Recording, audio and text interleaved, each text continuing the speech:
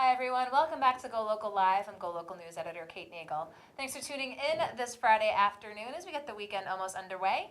I would like to thank a regular guest for coming in, Go Local columnist Robert Whitcomb. Hello. Thank you for Aloha. coming in. Aloha, in honor of the weather. It's gorgeous outside. Gorgeous.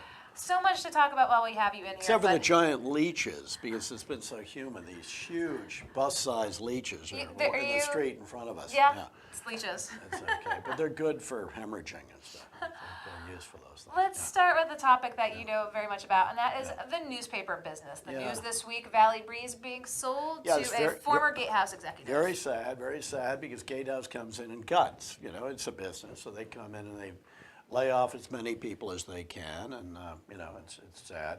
But of course, the bigger story is perhaps Gannett and Gatehouse will merge. Absolutely. So I keep thinking of two people near the bow of the Titanic decided to leap into the cold waters of the North Atlantic together. Do you think that's a strong possibility? Do you think I we'll do, see a yeah, Gatehouse merger? I do.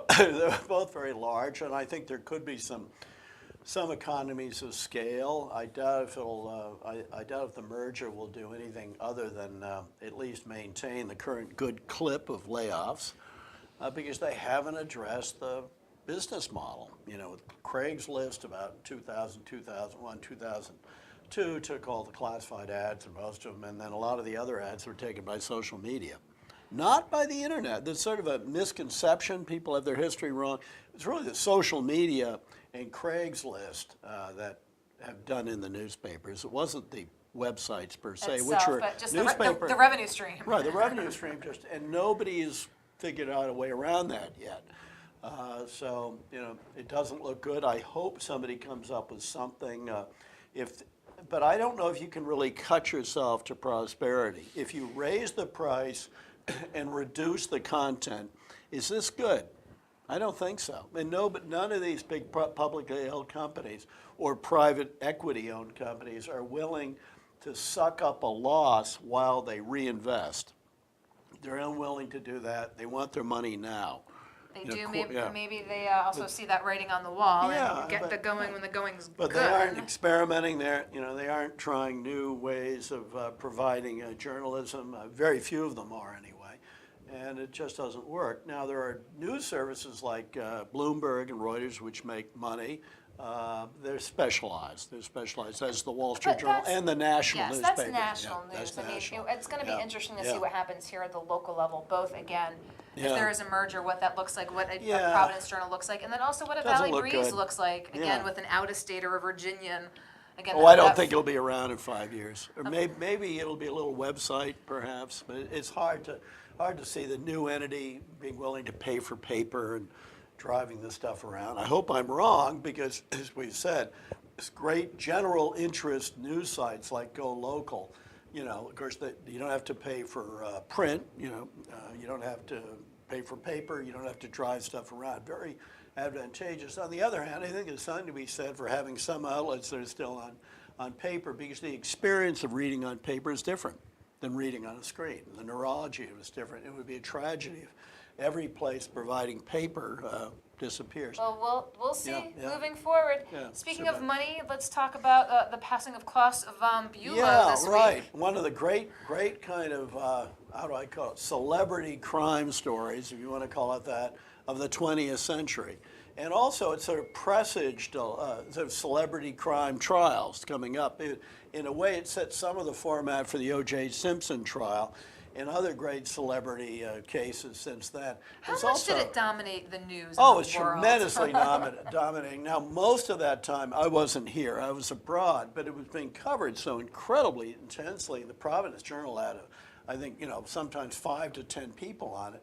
Because it had, Newport's always sexy. It had jet setters. Do people still use that term? I believe so, International Cafe Society.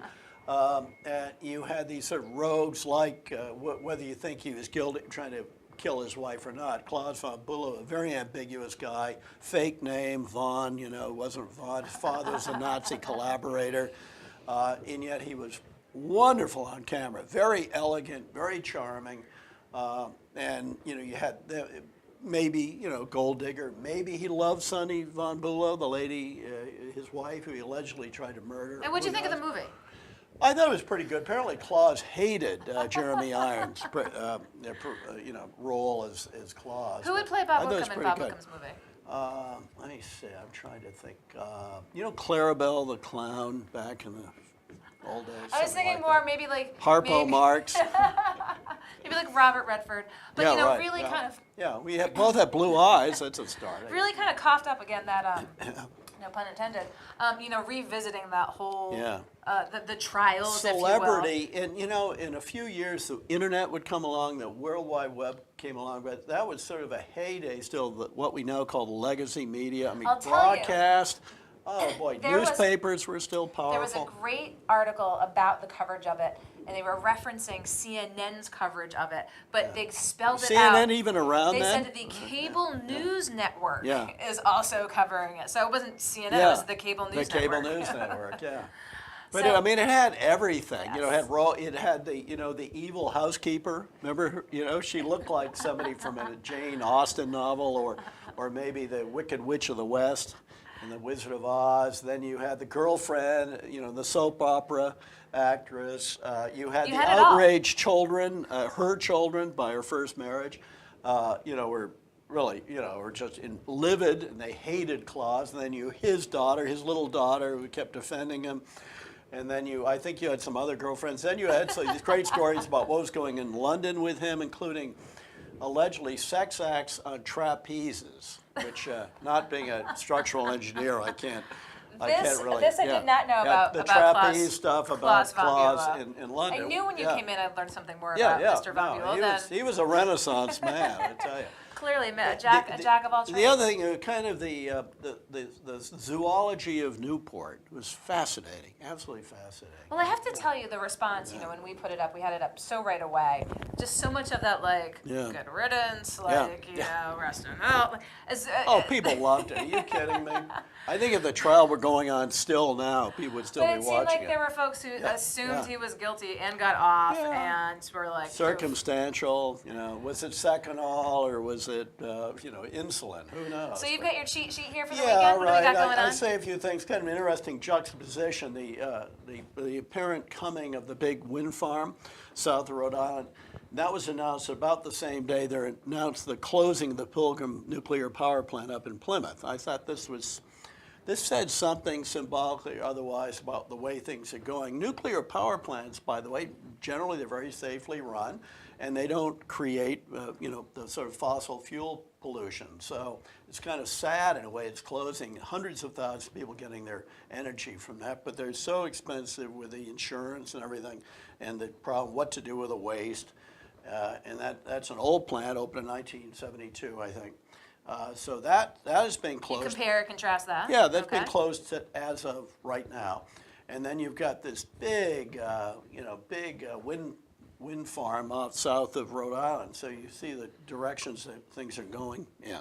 And then I say something about Amazon basically maybe sort of screwing small vendors. Did you see that? Mm-hmm. Well, they're not going to let smaller companies sell. They aren't going to buy smaller companies' stuff in bulk. Instead, they're going to have to, the smaller companies have to go on the Amazon platform and sell individually. However, they are going to let the big suppliers like Johnson & Johnson, Procter & Gamble, sell to Amazon by bulk. So this can't be very good for the little guy. It is going to be super interesting to see moving forward again. Oh, it's fascinating. How quickly things can be shipped, obviously. The massive warehouses. A huge one near here. What goes into the warehouse? What has to go from the supplier directly? And then when are the drones just going to come and pick it up and drop it off? Right, and they drop it on your head. Yeah, absolutely.